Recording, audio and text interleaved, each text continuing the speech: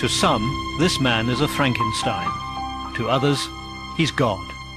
Over the past 8 years, working in secret, he's been leading a team into medicine's most controversial terrain.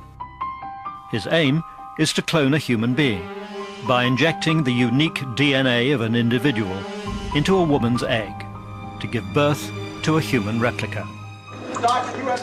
His ambition has brought him into bruising conflict with mainstream science and ethics. This is a disgrace, Doctor. 70% of these children, by your own words, would be born mutated.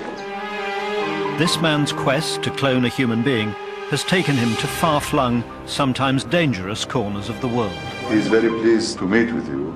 Science has no limit, no borders. Since this experiment began, our film crew has been recording from the inside this man's journey of triumph and disaster. It's very difficult for us to tell what may have happened here. You know, when I paid $60,000 or $70,000, I guess obviously you ought to tell them, do not freeze the embryos. What this man is doing could change the very process of creation itself. I am not God, I just only do God's work. And if I have a choice between playing God and playing devil, I'd rather play God.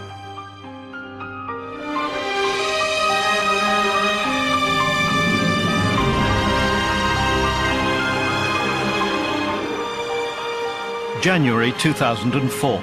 The world's most controversial expert in human fertilization flies into London with extraordinary news. His name, Dr. Panayotis Zavos. The mother is a 35-year-old woman. This, obviously, is a very recent event. Dr. Zavos announced to a disbelieving world that his team had transferred a cloned human embryo into the womb of a woman in the first ever attempt to give birth to a replica human being. What nationality? I'm not sure that I wish to disclose that at the moment. Zavos was instantly submerged in a torrent of criticism. Do you understand why some people find what you're doing morally and ethically deeply offensive and abhorrent? And actually, one senior member of the medical establishment described you today as a dangerous man. I think that I do run into those kinds of people occasionally, but it's very occasional. I think that Dr. Zavos has exposed this woman to incredible near-suicidal risks, and I think he has done so simply for his own financial and egotistical motives. Panayotis Zavos is the only scientist in the world openly trying to clone a human being. But what's the scientific truth that lies behind the emotion and accusations? What manner of man is this who wants to play master of creation? Panayotis Zavos arrived in the United States 30 years ago to pursue an unusual American dream. He settled in Lexington, Kentucky, where he opened a male infertility clinic. No, we'll take care of you. You're very important to us. He'd come 6,000 miles from Cyprus, where he'd been born into a poor Greek Cypriot family.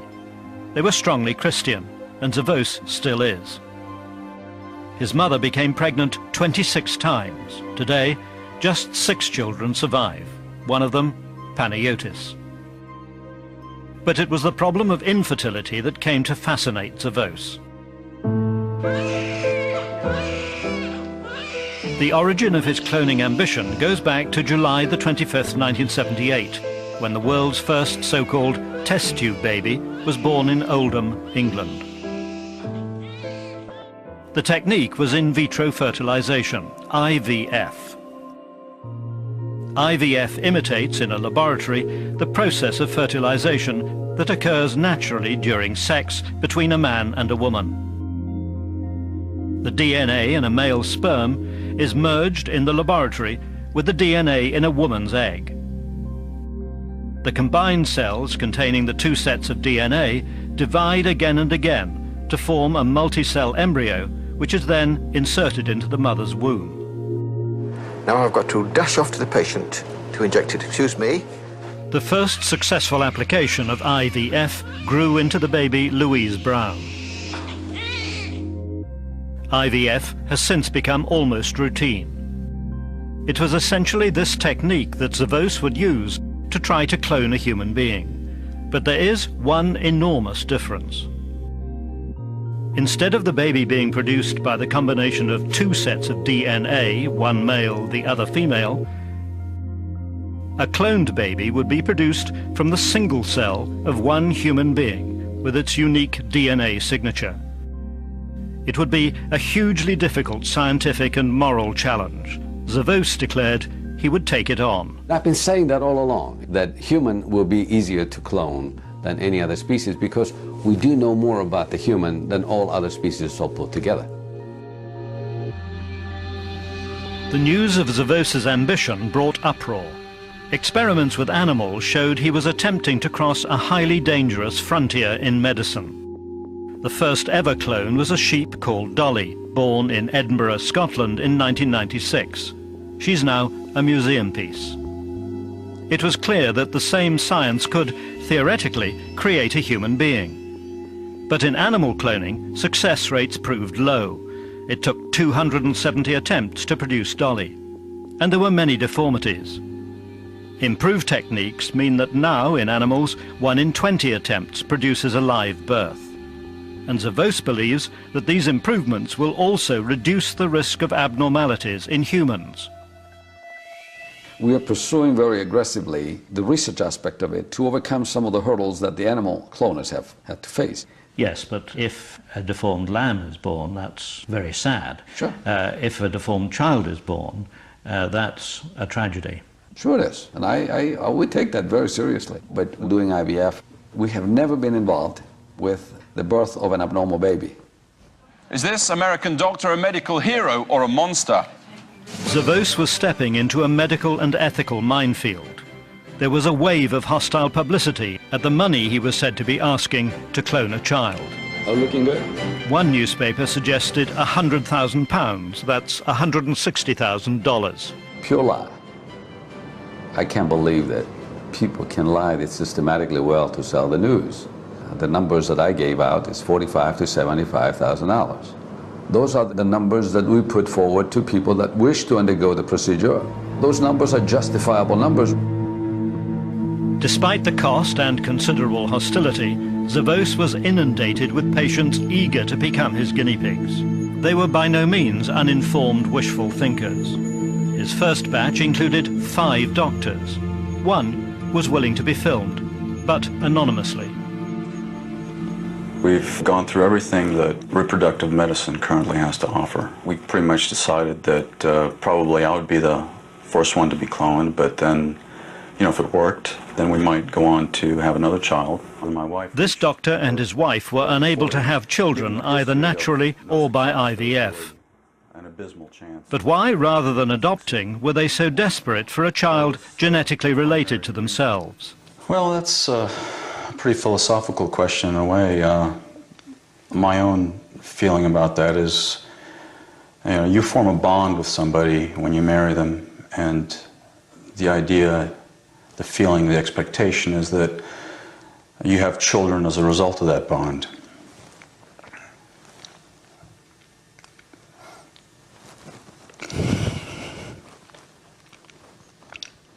And when it doesn't happen, it's...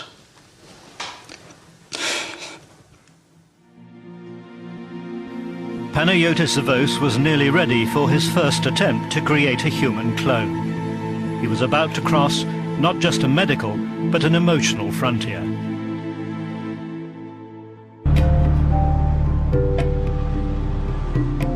Washington, D.C. In the United States, any attempt to clone a human being is outlawed. Congress launched a high-profile investigation. In the summer of 2001, Panayotis Zavos, the doctor trying to create the first cloned being, was summoned before a hostile Senate committee. You have a chance to speak later. We came here for a discussion, and I think that we need to be given an opportunity. You will be given an opportunity. Now, I'd like to thank the speakers very much for this session. After the hearing, Zavos was besieged by a hungry media. He tried to make his case that human cloning would have the same chances of success as the now widely used IVF. If you're a woman under 35, you get approximately 30% success rate in a live birth from that. And what kind of success rate do you think you might get? We can do 30% or better. 30% right away from the start? I think so. Success meaning they be born, or success meaning they be born in normal? Can be born normal. What happens to the rest 70%? They are going to be born, but they're going to be in trouble. We don't know what's going to happen to the other 70%. Obviously, 70% is something that needs to be dealt with in a medical setting. And so, you know, what happens to the other 70%, it's a question that needs to be established between the patient and the physician. Doctor, you have no problem with 70%? Zavos was arguing that in 35-year-olds, the remaining 70% would either miscarry or be aborted, just as in IVF. Doctor, you have no problem with 70% of these children being born abnormal? But his failure to spell this out provided... What is the secret of Soylent Green? New York City, in the year 2022. Nothing runs anymore. Nothing works. But the people are the same. And the people will do anything to get what they need. This is the police. What they need most is Soylent Green. The supply of Soylent Green has been exhausted. Return to your home.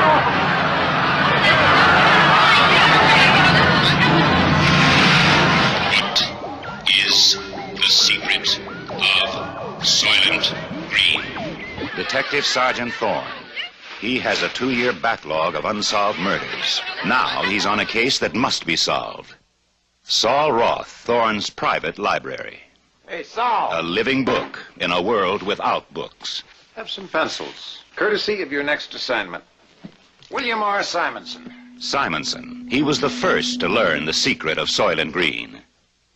They told me to say that they were sorry, but that you had become unreliable.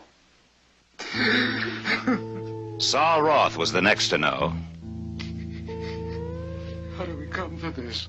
And he chose to die, rather than reveal the secret of Soylent Green. What is the secret of Soylent Green? Why did you set up Simonson? I didn't. Cheryl. See your hands. Officially, she's furniture. She comes with the apartment. She belongs to the tenant. How many times you been in trouble with the police, Cheryl? Never. Can't hear you. Never. Captain Hatcher. First, he wanted this case solved. Simonson. What do you say? It was an assassination.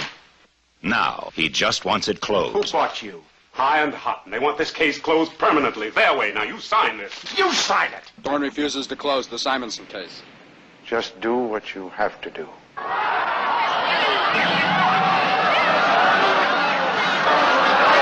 Where did you go with Simonson? He took me to church. Church? Bless me, Father, for I have sinned. It has been 6 months since my last confession.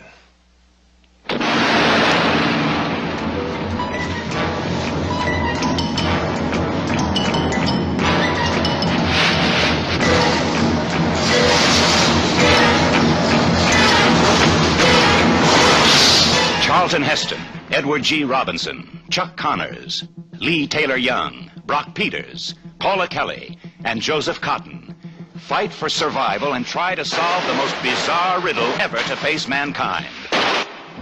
The search for the secret of Soylent Green.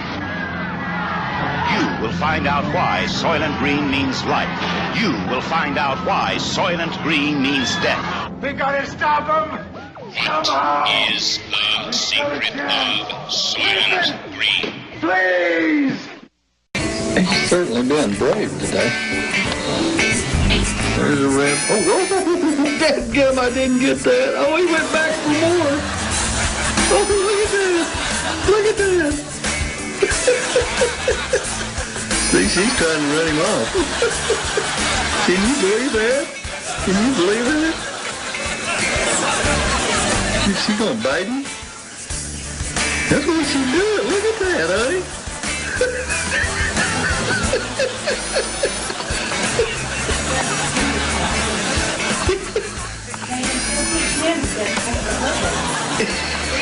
Look at that. Oh, he's going up in the tree. He's trying to get away from her. She must be biting him. Can you believe it? Oh, God. He made it up that tree.